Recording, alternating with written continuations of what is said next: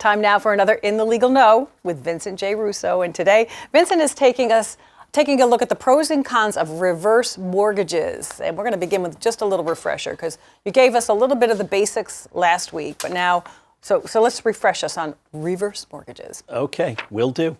Last week we kind of covered the what a reverse mortgage is and the who qualifies for a reverse mortgage. So a reverse mortgage is like a traditional mortgage in the sense that you borrow money and it's secured by the equity in your home. What's different about a reverse mortgage is that instead of making monthly payments, it's the reverse.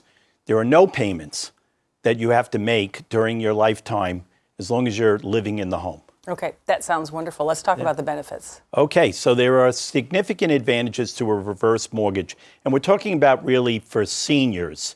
And so first, it allows you to stay in your home. So it gives you the resources to pay your housing expenses.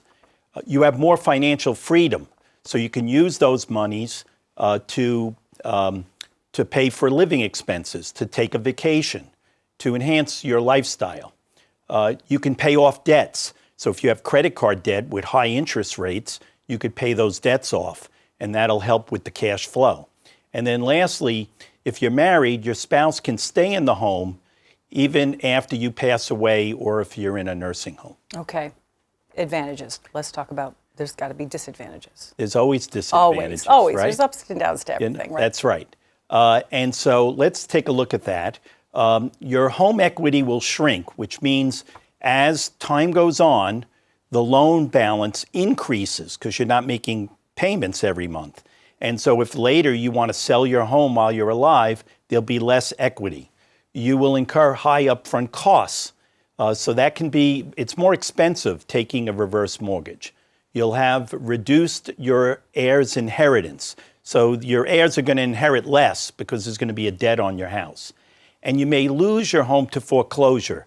It's really important that you have the resources and the income stream to pay for your real estate taxes and home improvements, or else you run a risk that you're going to lose your home under the reverse mortgage rules. And you know, places like Long Island where your property taxes are so high, you got to make sure, right, that you can cover that, or you know, the risk of foreclosure is there. Right. Okay. Now, how does it work? How does a reverse mortgage work under Medicaid rules? Okay, so here's the good news, that Medicaid has an exception in the rules that allow you to receive a reverse mortgage and not have it counted against you for purposes of your Medicaid eligibility or ongoing eligibility. Mm-hmm. So when you receive funds from a reverse mortgage, in the month you receive it, it's exempt.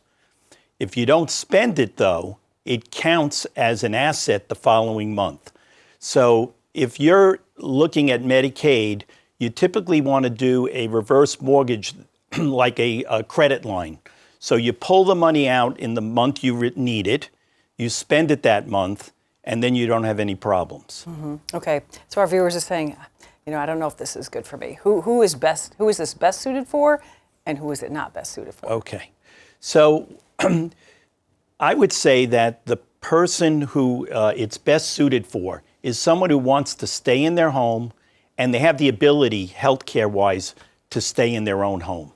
And so they just need additional help to pay for their living expenses.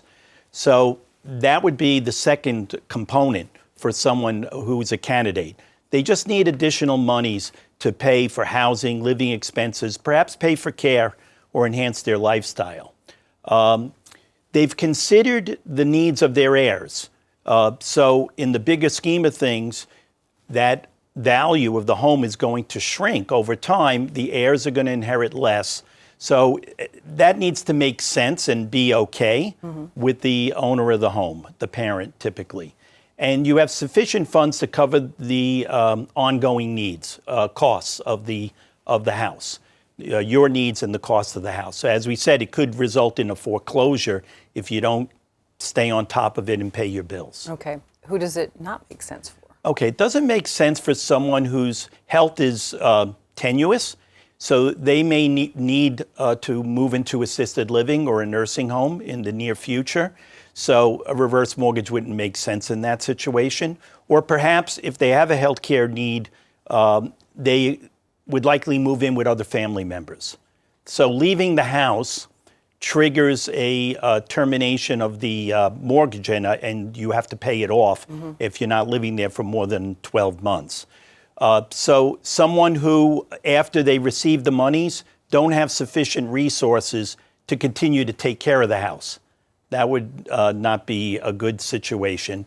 Or they're planning on moving in the near future. The reverse mortgage makes no sense. Absolutely no sense. And a reverse mortgage costs more money to get it than a traditional mortgage. So it's really for the long term, someone planning to stay in their home for the rest of their life. Okay. I know you told us this last time, but I think it's worth repeating that you can't just go out and get a reverse mortgage without getting some sort of counseling, right? That's right. Which is so important. I know you really. I love that one. You love that piece, which is, and it's great Yeah. that no one's going to be scammed or taken advantage of. You have to receive counseling from HUD before you can take the mortgage. Obviously, you should seek the services of an elder law attorney or a financial advisor.